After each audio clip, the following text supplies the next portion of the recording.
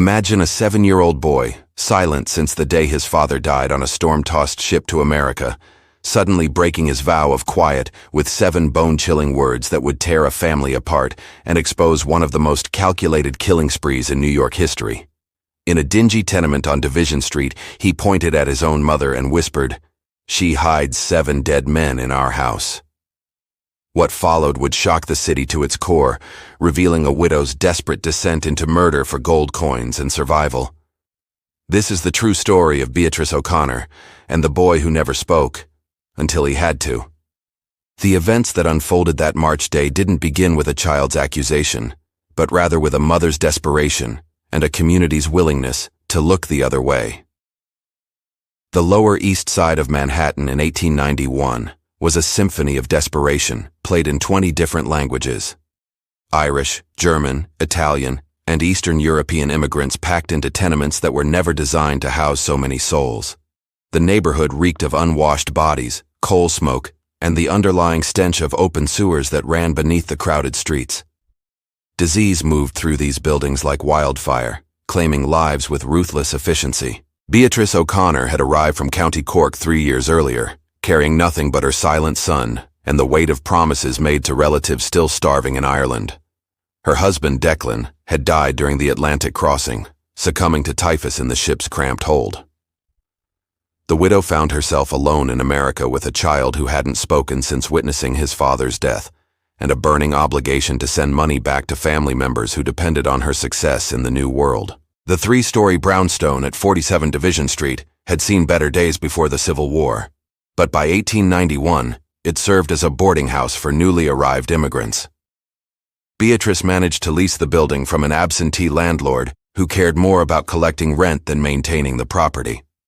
She converted every available space into sleeping quarters, cramming up to 4 beds into rooms originally designed for 1. The basement housed the most desperate cases, men who paid 50 cents a week to sleep on straw mattresses surrounded by the building's furnace and the constant dripping of condensation. Samuel O'Connor was a peculiar child by anyone's standards. Neighbors whispered that he was touched, blessed, or cursed depending on their superstitions. He never cried, never laughed, and never spoke. Instead, he observed everything with dark, intelligent eyes that seemed to catalog every detail of the world around him. His mother kept him close, claiming he was delicate, but those who watched carefully noticed the boy's uncanny ability to appear and disappear without making a sound. He moved through the boarding house like a ghost, present one moment and gone the next. Beatrice herself was a woman transformed by necessity. Those who knew her in Ireland remembered a gentle soul who sang lullabies and helped birth babies. America had carved away her softness, leaving behind a pragmatic survivor who calculated every human interaction in terms of profit and loss. She spoke English with careful precision, having recognized early that her thick Cork accent would limit her opportunities. Her appearance was always neat, despite their poverty. She understood that respectability was a commodity she couldn't afford to lose. The boarding house catered to a specific type of immigrant, men traveling alone, carrying what little wealth they possessed in hidden pockets and sewn-in pouches. These were individuals who had sold everything they owned for passage to America, who had no family waiting for them, and who often arrived sick from the journey. They were perfect tenants for Beatrice's purposes, because when they disappeared, few people noticed or cared enough to investigate. The neighborhood itself was a perfect cover for such activities. Death was so common that the city had established multiple morgues just to handle the overflow. Cholera, typhus, tuberculosis, and simple starvation claimed lives daily.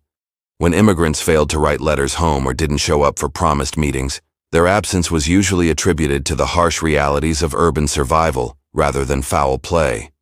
The first death in Beatrice's boarding house occurred in November of 1888, just 6 months after she took over the property. Patrick Flanagan, a 43-year-old farmer from Galway, arrived at her doorstep with a fever that had been building during his 3-week journey. He carried with him nearly $60 in gold coins, a fortune for a man of his background, saved from years of selling livestock to pay for his passage and establish himself in America. Flanagan took a bed in the basement, too sick to climb stairs, but determined to recover quickly. He spoke often of his plans to buy farmland in Pennsylvania, showing anyone who would listen the carefully wrapped coins that represented his future. Beatrice attended to his needs personally, bringing him soup and medicine, earning his trust and gratitude. On his fourth night in the boarding house, Flanagan's fever broke, and he began making plans to leave. He spoke excitedly about visiting the Immigration Services office and finding transportation west. That evening, Beatrice brought him what she called a special tea, a remedy her grandmother had used in Ireland for strengthening men after illness. Samuel watched from the shadows of the basement stairs as his mother administered the drink. The boy had developed a habit of observing without being seen, his small size and absolute silence making him nearly invisible. He saw Flanagan drink the entire cup gratefully, praising Beatrice's kindness and promising to write letters recommending her boarding house to other Irish immigrants. Within 2 hours, Flanagan was convulsing. His body twisted in ways that suggested horrific internal pain, but no sound escaped his lips. His eyes bulged as he clawed at his throat, as if trying to remove some invisible obstruction. The other men in the basement gathered around, but none of them had medical knowledge. They assumed the fever had returned with a vengeance, a common occurrence that often claimed men just when they seemed to be recovering. Beatrice arrived within minutes of the commotion, carrying clean sheets and wearing an expression of practiced concern. She knelt beside Flanagan's bed, took his hand, and whispered what appeared to be prayers in Irish Gaelic. To the watching men, she seemed like an angel of mercy, comforting a dying stranger in his final moments. Only Samuel, crouched unseen in the darkness, observed the brief moment when his mother's fingers deftly slipped into Flanagan's coat pocket, removing the small leather pouch that contained his life savings. Patrick Flanagan died before sunrise. Beatrice immediately took charge of the situation, explaining to the other tenants that such deaths were tragically common among immigrants who arrived already weakened by the journey. She volunteered to handle all arrangements, citing her experience with death and her connections in the Irish community. The city's overwhelmed death registry accepted her explanation without question, listing the cause as consumption complicated by malnutrition. What the registry didn't record was Flanagan's burial location.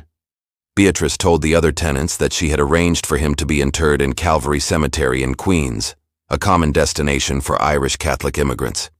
In reality, she had made very different arrangements for Patrick Flanagan's remains. Late that night, with Samuel supposedly sleeping upstairs, Beatrice dragged Flanagan's body to the building's subcellar, a space that had once served as cold storage for the building's previous incarnation as a private residence. The room was accessible only through a narrow door hidden behind the furnace, invisible to casual observation. She had discovered this space during her first week in the building and immediately recognized its potential. The subcellar was naturally cool and dry with stone walls that muffled sound and a ventilation system that prevented the accumulation of odor. Most importantly, it was completely separate from the areas where tenants lived, making discovery unlikely. Beatrice had prepared the space carefully, lining the walls with quicklime she had purchased from a construction supplier, claiming she needed it for building repairs. As she wrapped Flanagan's body in sheets and quicklime, Beatrice felt no remorse. In her mind, she had simply accelerated an inevitable death while ensuring that his money would serve a purpose. Flanagan had been dying anyway, she told herself. The fever would have taken him within days or weeks. His gold coins, rather than disappearing into the American economy or being stolen by strangers, would now serve to keep her and Samuel alive while supporting her family in Ireland. From the basement stairs, young Samuel watched his mother work. His 7-year-old mind couldn't fully comprehend what he was witnessing, but his instincts told him that something fundamentally wrong was happening. The trauma of seeing his father die, combined with this new horror, drove his silence deeper. He would not speak of what he saw because he couldn't form the words to describe it. The success of Beatrice's first murder established a pattern that would repeat 6 more times over the following 16 months. Each death followed a similar template: a sick immigrant arriving with visible wealth, Beatrice's personal care and attention, a sudden deterioration after consuming her special remedies, and a quiet death that attracted no official scrutiny. The second victim was Karl Weber, a German clockmaker who arrived in January of 1889. Weber carried his life savings sewn into the lining of his coat. Nearly $80 accumulated over 20 years of careful work. He suffered from a persistent cough that worsened in the cold New York air, making him an ideal target for Beatrice's ministrations. She told other tenants that Weber had died of pneumonia, a believable explanation given the harsh winter conditions. Heinrich Müller followed in March, a Bavarian carpenter with $45 in gold pieces and a fever that had started during his Atlantic crossing. His death certificate listed consumption as the cause, and no one questioned why his expensive woodworking tools disappeared along with his body. The fourth victim presented a greater challenge. Angelo Benedetti, an Italian stoneworker, was healthier than Beatrice's previous targets, but he made the mistake of displaying his wealth too openly. He had nearly $100 hidden in various pockets, money earned from selling his family's vineyard before immigrating. Benedetti was suspicious by nature and initially refused Beatrice's offered remedies when he developed a mild stomach ailment. Beatrice adapted her approach, enlisting the help of other Italian tenants to convince Benedetti that her medicines were effective. She waited until he was desperately ill from what appeared to be severe food poisoning before offering her special tea as a last resort. The irony was lost on everyone except Samuel, who had watched his mother contaminate Benedetti's food with the same substances she later claimed could cure him. By the summer of 1889, Beatrice had refined her methods considerably. She had established relationships with 3 different undertakers, rotating between them to avoid suspicion. She told each one that she represented a charitable organization helping poor immigrants arrange burials, paying them small fees to handle bodies without asking too many questions. The undertakers assumed the bodies were being interred in potters' fields or donated to medical schools, both common practices for unclaimed immigrants. Samuel's silence deepened with each death he witnessed. The boy had developed an elaborate system of hiding places throughout the boarding house, spaces where he could observe without being detected. He watched his mother's interactions with the tenants, learning to predict which men would become her next targets. His child's mind began creating categories: the safe men who had no money or family nearby, and the dangerous men who showed wealth while appearing vulnerable to illness. The neighborhood around them was changing rapidly as well. The city government, pressured by reform movements and concerned about epidemic diseases, had begun implementing more systematic health inspections. The New York City Board of Health, established only a few years earlier, was expanding its oversight of tenement buildings, particularly those housing large numbers of immigrants. Beatrice initially viewed these developments with concern, but she quickly realized that the increased official attention could work to her advantage. Health inspectors were primarily concerned with sanitation and disease prevention, not with investigating individual deaths that had already been properly certified. If anything, the official presence legitimized her position as a responsible landlord who cooperated fully with government authorities. She began maintaining meticulous records of her tenants, documenting their arrivals, illnesses, and deaths with bureaucratic precision. These records, which she voluntarily shared with health officials, portrayed her as a responsible member of the community who dealt with tragic but inevitable circumstances. The documentation became a shield that protected her from suspicion while providing detailed intelligence about potential victims. The psychological toll on Samuel, meanwhile, was becoming increasingly apparent to those who bothered to observe him. Neighbors noted that the boy seemed to age rapidly, his eyes developing a haunted quality that was disturbing in someone so young. He began exhibiting compulsive behaviors, arranging objects in precise patterns, checking and rechecking locks and windows, and spending hours staring at walls as if seeing through them. Dr. John Keller, a German physician who occasionally treated tenants in the building, became concerned about Samuel's development. During a house call in September of 1889, he observed the boy for several minutes and noted behaviors consistent with severe trauma. Keller suggested to Beatrice that the child might benefit from specialized care, mentioning new treatments being developed for children who had experienced significant emotional shock.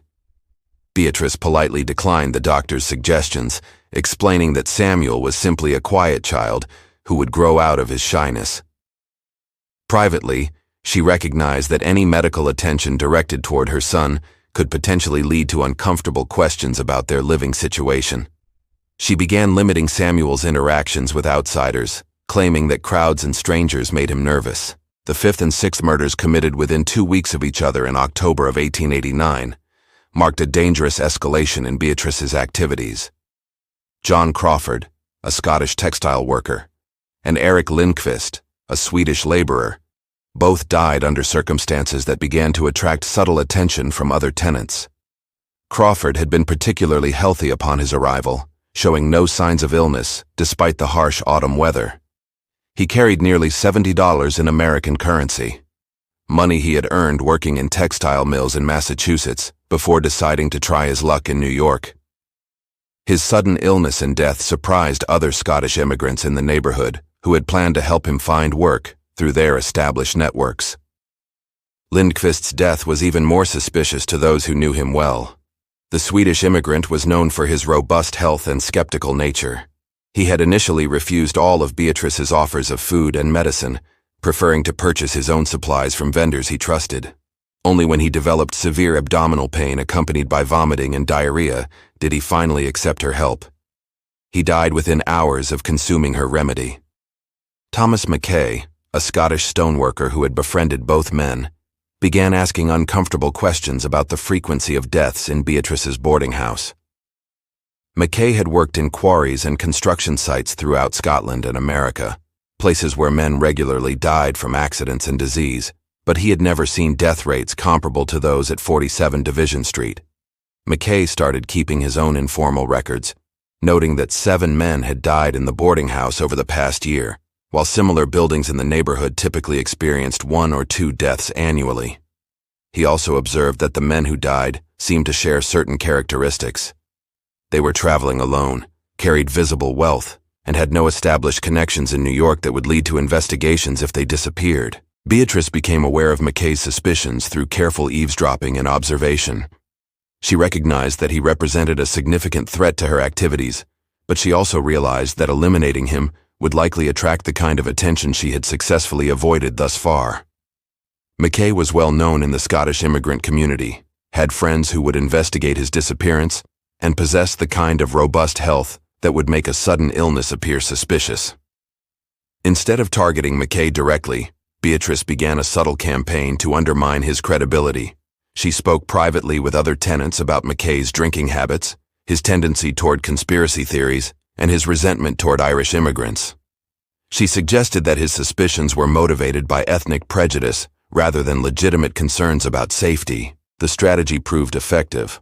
Other tenants began dismissing Mackay's warnings as the paranoid ravings of a man who drank too much and resented sharing living space with people from other countries.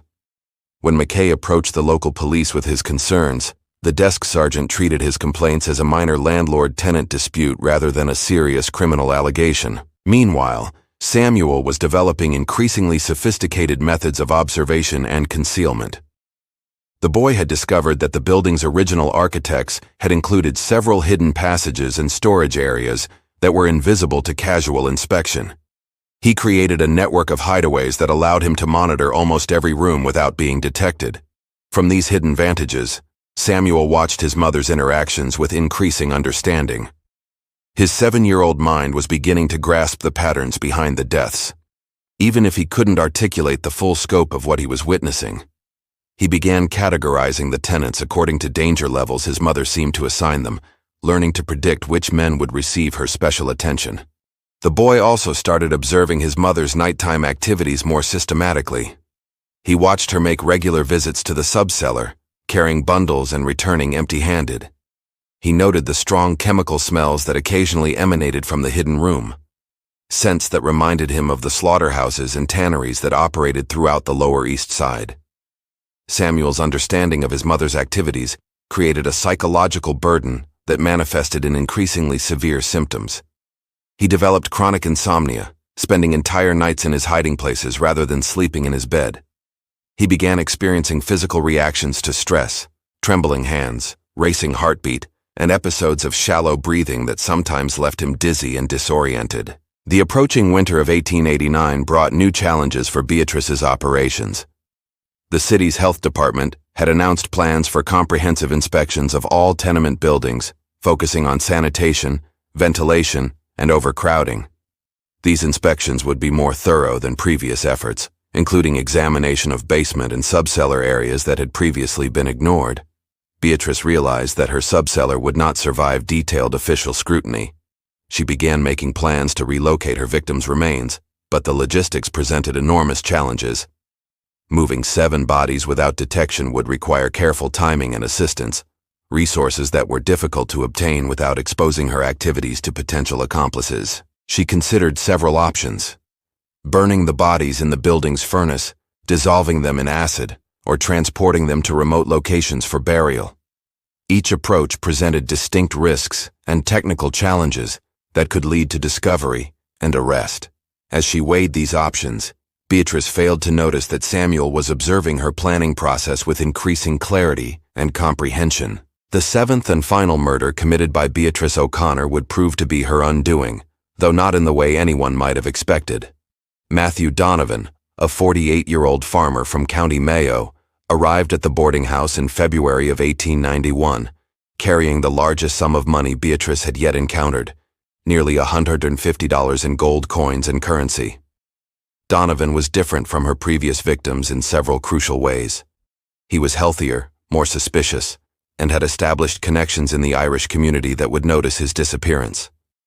He had also made arrangements to meet with relatives in Boston within 2 weeks of his arrival in New York, creating a timeline that would trigger investigations if he failed to appear. Beatrice recognized these risk factors, but found herself unable to resist the temptation of Donovan's wealth. The money represented more than she typically accumulated in 6 months of normal boarding house operations. With proper investment, it could secure her and Samuel's future while allowing her to send substantial support to her family in Ireland. She began planning Donovan's death with unusual care, waiting for the right combination of circumstances to create plausible deniability. The opportunity came when several other tenants developed minor respiratory illnesses, creating an atmosphere of sickness that would make one more death seem unsurprising. Donovan initially resisted Beatrice's offers of treatment, citing his natural mistrust of remedies and his robust constitution. However, when he began experiencing symptoms that appeared consistent with the illnesses affecting other tenants, he eventually accepted her help, viewing her as a maternal figure who reminded him of his own mother back in Mayo. The critical difference this time was that Samuel had positioned himself to observe the murder more closely than ever before. Hidden in a concealed alcove behind the basement stairs, the boy watched his mother prepare and administer the poison that would kill Matthew Donovan. For the first time, he saw the entire process, the careful measurement of substances, the methodical mixing, and the practiced deception as she presented the deadly concoction as medicine. Donovan's death was particularly violent, perhaps due to his strong constitution, or the larger dose of poison Beatrice administered to ensure effectiveness. He convulsed for nearly an hour, his body fighting desperately against the toxins. Throughout his agony, he maintained consciousness, his eyes showing full awareness of what was happening to him, even as his body betrayed him. Samuel watched the entire death, unable to move or make sound. Despite his horror, the boy's trauma reached a critical threshold as he observed Donovan's final moments. The man's eyes searching desperately for help, his hands reaching toward Beatrice in supplication, and his silent mouth forming words that no one would ever hear. After Donovan's death, Beatrice's behavior began showing signs of psychological deterioration that she had successfully hidden during her previous murders. The accumulated stress of maintaining her facade while committing systematic killing was beginning to affect her judgment and emotional control. She became more erratic in her interactions with tenants, alternating between excessive solicitude and barely controlled irritation. Several men noticed her tendency to stare at them for long periods, as if calculating something they couldn't understand. Her previously meticulous housekeeping began showing gaps. Dirty dishes accumulated, laundry went unwashed, and the building's common areas developed an atmosphere of neglect. Most significantly, Beatrice began making mistakes in her record-keeping and storytelling. She told different versions of Donovan's death to different people, creating inconsistencies that careful observers began to notice. She claimed he had died of pneumonia to some tenants, while telling others he had succumbed to a heart condition. She told McKay that Donovan had been buried in Calvary Cemetery, but informed a visiting priest that the burial had taken place in Woodlawn. McKay, despite the campaign to discredit him, continued his informal investigation. He had begun corresponding with immigrants' rights organizations and Catholic charities, asking if they had records of the men who had allegedly died in Beatrice's boarding house. The responses he received were troubling. None of the organizations had any records of burials matching the names and dates Beatrice had provided. As winter gave way to spring, the promised health inspections moved closer to implementation. The New York City Board of Health announced that inspections would begin in March, starting with buildings that housed the largest numbers of immigrants. The boarding house at 47 Division Street was high on their priority list. Beatrice realized that time was running out for her current operation. She began making frantic plans to relocate, but moving would require capital. She had already committed to supporting her family in Ireland. She had sent most of her victims' money overseas, leaving herself with insufficient funds to establish a new identity and location. The psychological pressure on Samuel was reaching unbearable levels. The boy had now witnessed 7 murders, watched his mother dispose of 7 bodies, and lived with the knowledge that she was planning to continue killing. His child's mind was fragmenting under the weight of secrets he couldn't share and horrors he couldn't escape. Just when we thought we'd seen it all, the horror in the O'Connor boarding house intensifies. If this story is giving you chills, share this video with a friend who loves dark mysteries.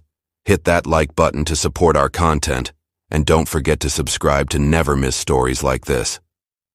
Let's discover together what happens next in this tale of a mother's deadly desperation and a son's traumatic silence. The breaking point was approaching for both mother and son, and when it came, it would arrive in the form of 3 city health inspectors conducting a routine examination of tenement conditions. March 15, 1891, dawned cold and overcast, with a bitter wind that cut through the narrow streets of the Lower East Side. Dr. Stephen Hayes, Inspector Mary Walsh, and Clerk Robert Chen arrived at 47 Division Street at precisely 9 in the morning, carrying clipboards, measuring tools, and the authority of the New York City Board of Health. Beatrice had prepared for this inspection with desperate thoroughness. She had spent the previous week cleaning every visible surface, organizing tenant records, and rehearsing explanations for any irregularities the inspectors might discover. She had also made arrangements to keep Samuel upstairs and out of sight, fearing that his strange behavior might attract unwanted attention. The inspection began routinely. Dr. Hayes examined the building's ventilation systems, while Inspector Walsh measured room dimensions and counted occupants. Clerk Chen recorded their findings and asked standard questions about tenant turnover, death rates, and sanitation practices. Beatrice answered every inquiry with practiced competence, presenting herself as a responsible landlord who took her duties seriously. Her performance was nearly flawless. She guided the inspectors through each room with confidence, explaining the building's layout and pointing out improvements she had made to comply with city regulations. Her tenant records were immaculate, documenting arrivals, departures, and deaths with bureaucratic precision. She even volunteered information about her charitable work, helping poor immigrants arrange proper burials, painting herself as a pillar of the community. Dr. Hayes was initially impressed by Beatrice's organization and apparent dedication to her tenants' welfare. In his experience, most boarding house operators showed little concern for official regulations or tenant safety. Beatrice O'Connor seemed genuinely committed to maintaining proper standards, even under difficult economic circumstances. Inspector Walsh focused on structural issues, measuring ceiling heights, examining window sizes, and calculating the number of occupants per room. The building met minimum legal requirements, though barely. The overcrowding was severe, but not technically illegal, and Beatrice had documentation showing that she turned away potential tenants when capacity limits were reached. Clerk Chen's role was to document everything for official records, but he was also trained to notice inconsistencies that might indicate regulatory violations. As he recorded information about tenant deaths over the previous year, he began noting patterns that seemed unusual but not necessarily suspicious. The problems began when the inspection team reached the basement level. The space housed 8 men in conditions that, while crowded, met the minimum legal requirements for immigrant housing. However, Dr. Hayes noticed an unusual odor that seemed to emanate from somewhere beyond the visible living areas. "There's a chemical smell down here," Hayes observed, looking around the basement with professional suspicion. It reminds me of the preservatives we use in medical facilities. Are you storing any cleaning supplies or industrial materials? Beatrice explained that she used lime for pest control and moisture management, a common practice in basement spaces. Her explanation was plausible and initially satisfied the inspectors, but Dr. Hayes continued to detect underlying odors that seemed inconsistent with normal basement storage. The doctor's medical training had made him sensitive to the smell of death and decay, scents that could indicate unsanitary conditions or hidden health hazards. The basement carried an underlying aroma that reminded him of the morgues and medical facilities where he had studied anatomy during his education. It was subtle but persistent, the kind of smell that suggested organic matter in various stages of decomposition. "I'd like to examine the entire lower level," Hayes announced. "City regulations require us to inspect all areas that could affect tenant health, including storage spaces and utility areas." Beatrice's carefully controlled facade began to crack. She explained that the basement contained only the spaces they had already seen, but her voice carried a tremor that Inspector Walsh noticed immediately. Walsh had conducted hundreds of tenement inspections and had developed an instinct for detecting deception and concealment. "Ma'am, are there any other rooms down here?" Walsh asked directly. "Storage areas, utility spaces, or chambers that we haven't seen?" "No, this is everything," Beatrice replied, but her body language contradicted her words.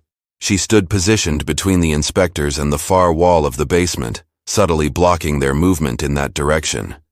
Her hands trembled slightly as she gestured, and her breathing had become shallow and rapid. When Hayes asked to see building blueprints that might indicate additional rooms, Beatrice claimed that no such documents existed. This explanation was suspicious because most buildings of this type and age had architectural drawings filed with city records, especially structures that had been converted from private residences to boarding houses. The critical moment came when Clerk Chen, while measuring wall dimensions, discovered that the basement's interior measurements didn't match the building's exterior dimensions. His calculations indicated that approximately 12 feet of space was unaccounted for, suggesting the existence of hidden rooms or storage areas. Chen was methodical in his measurements, using a surveyor's chain to establish precise dimensions. He measured the basement's length, width, and the thickness of visible walls, then compared these figures to the building's external footprint. The discrepancy was significant and couldn't be explained by normal structural variations. "Ma'am, we need to locate and examine any additional basement spaces," Inspector Walsh stated firmly. "City health codes require inspection of all areas where materials might be stored or where conditions could affect tenant safety." Beatrice's demeanor shifted from nervous cooperation to barely controlled panic.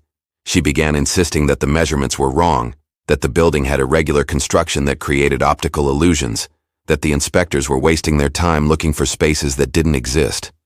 Her protests became increasingly frantic and less coherent.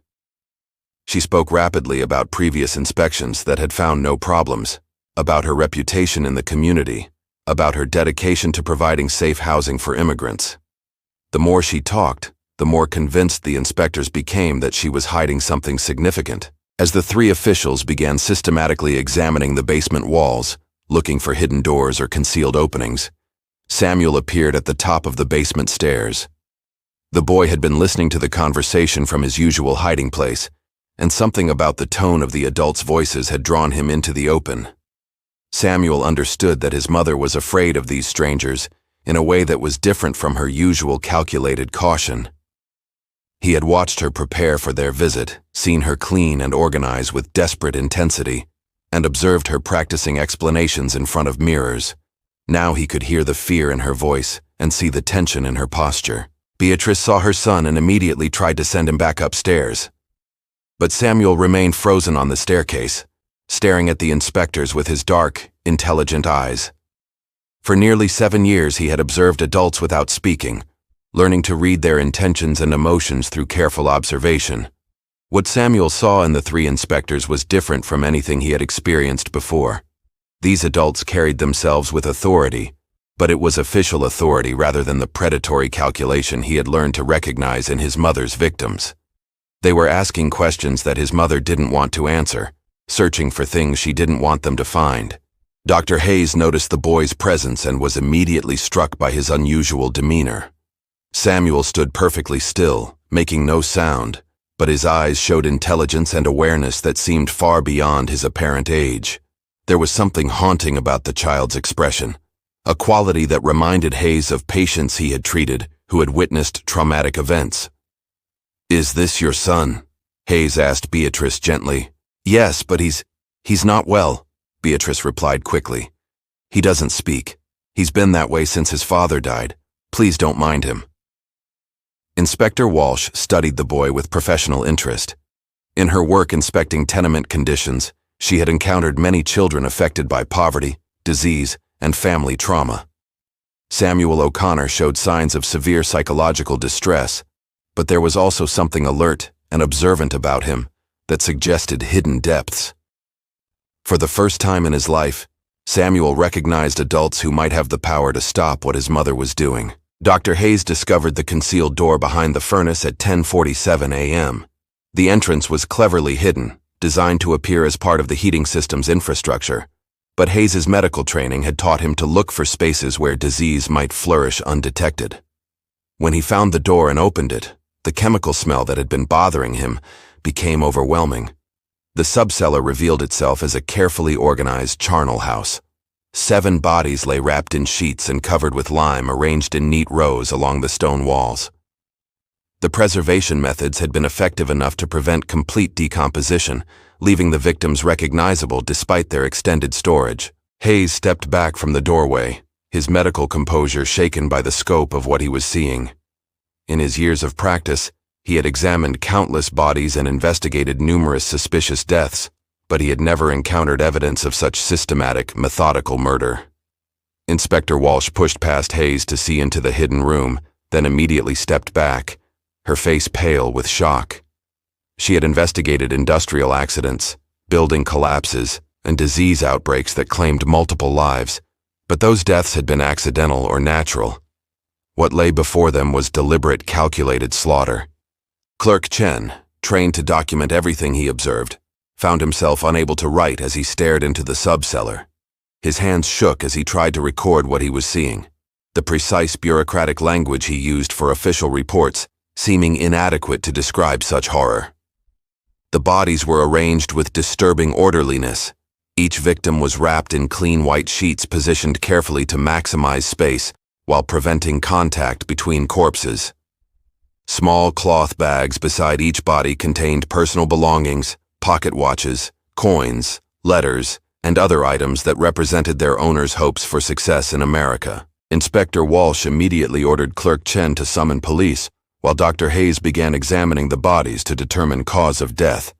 The scene was so methodically organized that it clearly represented deliberate murder rather than accidental death or disease-related casualties. Hayes's preliminary examination revealed that the victims had died in similar circumstances. Their facial expressions showed signs of severe pain and distress consistent with poisoning. Their bodies showed no external injuries, suggesting that they had been killed through chemical means rather than violence.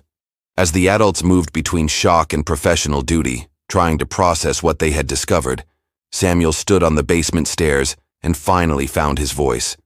"She hides 7 dead men in our house," he said, his words cutting through the chaos with perfect clarity. "She makes them drink poison tea and then she takes their money and puts them down there." The silence that followed was absolute. 3 seasoned officials accustomed to the worst conditions urban poverty could create found themselves staring at a 7-year-old boy who had just confessed to witnessing multiple murders committed by his own mother. Dr. Hayes was the first to respond, his medical training helping him maintain composure in crisis situations. He approached Samuel carefully, recognizing that the boy had just experienced a psychological breakthrough that could be either therapeutic or traumatic. "Can you tell us more about what you've seen?" Hayes asked gently, using the tone he employed with patients who had suffered severe trauma. Samuel looked at each of the 3 adults, then began speaking in a voice that grew stronger with each word. His sentences came in careful, measured phrases, as if he had rehearsed them during his years of silence. The first man was Patrick Flanagan. He came from Ireland and had gold coins in his pocket. Mama gave him tea that made him sick, and then he died. She put him down there. Samuel pointed toward the subcellar. Then came Carl Weber. He made clocks and had money sewn in his coat. Mama gave him the same tea. Inspector Walsh listened with growing amazement as the boy continued his account. His descriptions were detailed and consistent, providing names, physical descriptions, and specific details about each victim's possessions and circumstances of death. Heinrich Muller came next. He was a carpenter with gold pieces.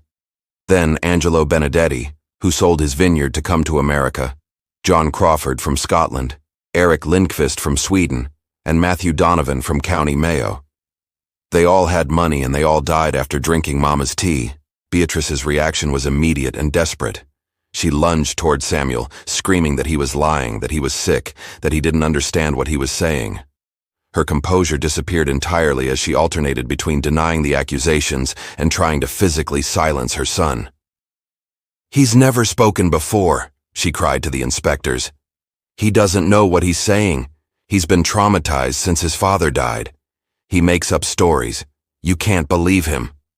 But Samuel continued speaking, his voice growing stronger as words poured out after years of silence. He described each murder in detail, the victims' names, how they died, where his mother hid their belongings, and how she had disposed of their bodies. His account was so precise and comprehensive that it could only have come from direct observation. "She puts powder in their tea," Samuel explained.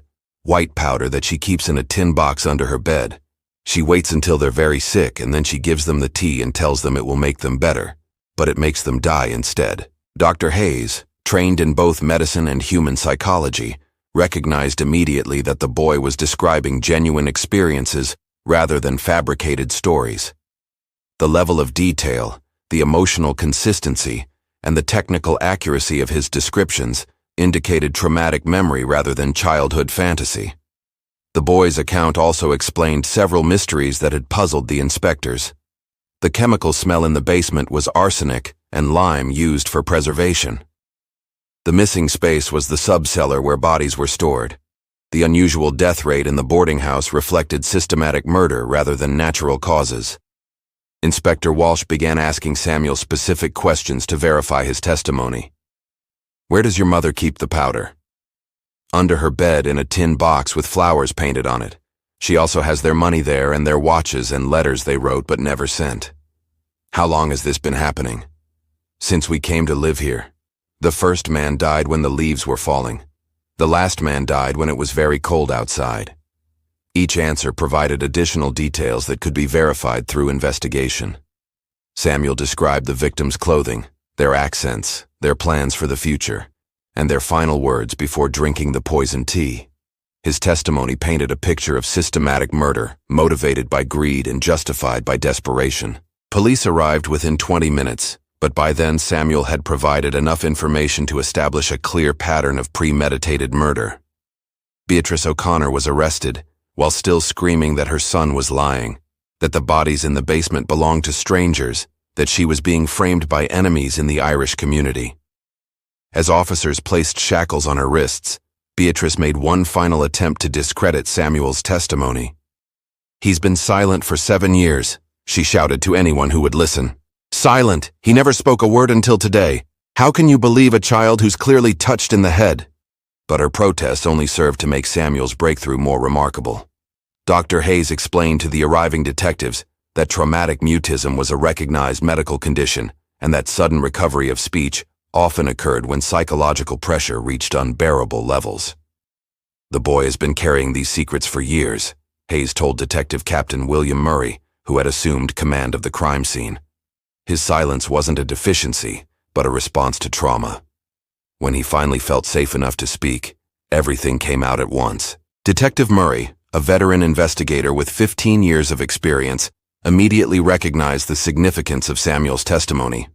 Child witnesses were often unreliable, but this case was different. The boy's account was detailed, consistent, and corroborated by physical evidence that the adults had already discovered. As Beatrice was led away, she continued proclaiming her innocence and demanding that no one believe her son's fantasies. But her protests became less credible as investigators began finding evidence that supported every detail of Samuel's testimony. The investigation that followed Samuel O'Connor's revelation became one of the most sensational criminal cases in New York City's history. Police discovered not only the 7 bodies in the subcellar, but also detailed evidence of Beatrice's systematic approach to murder and theft. Detective Captain Murray assembled a team of 12 investigators to examine every aspect of the case. They interviewed neighbors, fellow immigrants, shopkeepers, and anyone who had interacted with Beatrice O'Connor during her time operating the boarding house.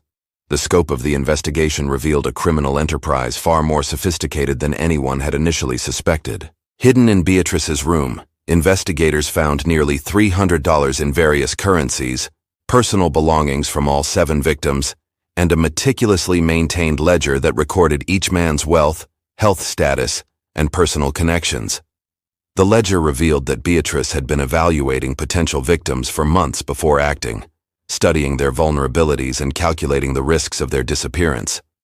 The ledger was written in a mixture of English and Irish Gaelic, with coded symbols that investigators eventually decoded with help from Irish community leaders. Each entry contained detailed observations about potential victims, their health, their financial resources, their social connections, and their likelihood of being missed if they disappeared. One entry about Matthew Donovan read, "Strong constitution may require double dose. Carries gold coins worth approximately $150. Meeting relatives in Boston March 1st. Must act before departure. No local connections to investigate disappearance." Another entry described Carl Weber. Chronic cough worsening. Excellent natural cover for illness. Clock-making tools worth additional value. Lives alone. No family in America. Claims to have work waiting in Pennsylvania, but no specific employer. The level of planning documented in the ledger shocked even experienced investigators. Beatrice hadn't been killing impulsively or opportunistically, but had developed a systematic method for identifying, evaluating, and eliminating victims while minimizing the risk of detection. Thomas McKay, vindicated in his suspicions, provided crucial testimony about Beatrice's behavior and the unusual death rate in her boarding house. His informal records, combined with Samuel's eyewitness testimony, established a clear pattern of premeditated murder, motivated by financial gain. McKay's testimony revealed that other tenants had also noticed unusual patterns, but had been discouraged from discussing their concerns. Beatrice had created an atmosphere where questioning deaths was considered disrespectful to the deceased and disloyal to the Irish community. "She made us feel like suspicious thoughts were a betrayal of our heritage," McKay testified. "She said that in America, we Irish needed to protect each other from outsiders who wanted to blame us for every problem. She made doubt seem like treachery." The toxicology examination revealed that all 7 victims had died from arsenic poisoning, administered in doses carefully calculated to mimic natural illness. Beatrice had purchased the poison from multiple suppliers over an 18-month period, claiming she needed it for pest control in her boarding house. Investigators traced her purchases through pharmacy records and chemical supply companies. She had bought arsenic from 7 different vendors, never purchasing large quantities from any single source. She told each supplier that she was battling severe rat infestations in her boarding house, a plausible explanation that raised no suspicions. Dr. Hayes conducted detailed autopsies on all 7 victims, finding evidence of systematic poisoning that demonstrated medical knowledge beyond what most laypeople possessed. The doses had been precisely calculated to cause symptoms that resembled common diseases while ensuring death within predictable timeframes. She understood human physiology well enough to predict how her victims would respond to different amounts of poison, Hayes testified during the trial. This wasn't random killing, but calculated murder based on detailed knowledge of how arsenic affects the human body. The investigation also revealed Beatrice's extensive network of contacts within the immigrant community. She had cultivated relationships with undertakers, cemetery workers, and even some clergy members, all of whom had unknowingly assisted her in covering up her crimes. Father Sean O'Brien of St. Patrick's Cathedral testified that Beatrice had approached him multiple times, requesting prayers for deceased tenants. She had donated money for memorial masses and had presented herself as a devout Catholic woman who cared deeply about proper burial rites for poor immigrants. She seemed genuinely grieved by these deaths, Father O'Brien admitted during his testimony. She spoke about each man as if she had cared for him personally, describing his hopes and dreams for life in America. I never suspected that she was describing men she had murdered. During her trial, Beatrice maintained her innocence while simultaneously presenting herself as a desperate widow driven to extreme measures by poverty and responsibility to her family. She testified that America had forced her to choose between her son's survival and her moral principles, and that she had chosen her child's life over the lives of strangers. Her defense attorney, Patrick Donnelly, argued that the evidence against his client was circumstantial and that Samuel's testimony was unreliable due to his psychological condition. Donnelly claimed that the boy had constructed elaborate fantasies to explain traumatic experiences he couldn't understand. "Ladies and gentlemen of the jury," Donnelly argued, "we are asked to convict a mother based on the word of a child who has been silent for 7 years, who has clearly suffered severe mental trauma, and who may be unable to distinguish between reality and imagination." But the prosecution, led by District Attorney William Harris, presented overwhelming evidence that corroborated every detail of Samuel's testimony. The ledger, the poison purchases, the victim's belongings, and the bodies themselves all supported the boy's account of systematic murder. Harris's closing argument was devastating in its simplicity. The defense asks you to believe that a 7-year-old boy imagined 7 murders in precise detail, that he somehow learned the names of men he never met, that he invented descriptions of belongings he never saw, and that he fabricated a story that happens to match physical evidence discovered independently by trained investigators. The prosecution asks you to believe the simpler explanation, that this boy witnessed exactly what he described. The jury deliberated for less than 3 hours before returning a guilty verdict on 7 counts of first-degree murder. Beatrice O'Connor was sentenced to death, making her one of the first women executed for multiple murders in New York State history. The sentencing hearing revealed additional details about Beatrice's motivations and psychological state. Dr. Hayes testified that she showed signs of moral dissociation, a condition where individuals convince themselves that immoral actions are justified by circumstances. She genuinely believed that her victims were going to die anyway, Hayes explained to the court. In her mind, she was simply accelerating inevitable deaths while ensuring that their money served a purpose she considered worthy. She had convinced herself that supporting her family in Ireland was more important than extending the lives of strangers who were already sick and vulnerable. Beatrice's final statement before sentencing was both defiant and pathetic. She maintained her innocence while acknowledging that she had been forced to make difficult choices to survive in America. "I came to this country with nothing but hope and responsibility," she declared. "America promised opportunity, but provided only struggle. I did what any mother would do to protect her child and support her family. If that makes me a criminal in your eyes, then I accept your judgment, but I do not accept your condemnation." She was hanged at the Tombs prison on September 12, 1891, maintaining her innocence until her final breath. Her last words were reportedly a prayer in Irish Gaelic, asking for forgiveness and protection for her son. Samuel O'Connor became a ward of the state, eventually placed with St. Joseph's Orphanage in Albany. The Catholic institution specialized in caring for children who had experienced severe trauma, and the nuns there worked patiently to help Samuel recover from his psychological wounds. The trauma of his experiences left him with lasting psychological scars, but his ability to speak once recovered never left him again. However, he remained selective about communication, speaking only when necessary, and showing a lifelong tendency towards silence and observation. Sister Mary Kathleen, who supervised Samuel's care at the orphanage, noted in her records that the boy showed remarkable intelligence and empathy despite his traumatic background. "He understands suffering in a way that most children never will," she wrote. "This knowledge makes him both wise and sad beyond his years." Samuel excelled academically, particularly in mathematics and science, subjects that appealed to his methodical mind and need for logical explanations. He also showed artistic talent, creating detailed drawings that helped him process his memories and emotions without needing to verbalize his experiences. At 18, Samuel left the orphanage to apprentice with a master carpenter in Albany.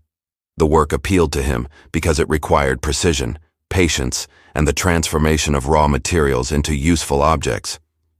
He found therapeutic value in creating things that would last, in contrast to the destruction he had witnessed as a child. He grew up to become a highly skilled craftsman, eventually establishing his own carpentry business that specialized in building homes for immigrant families.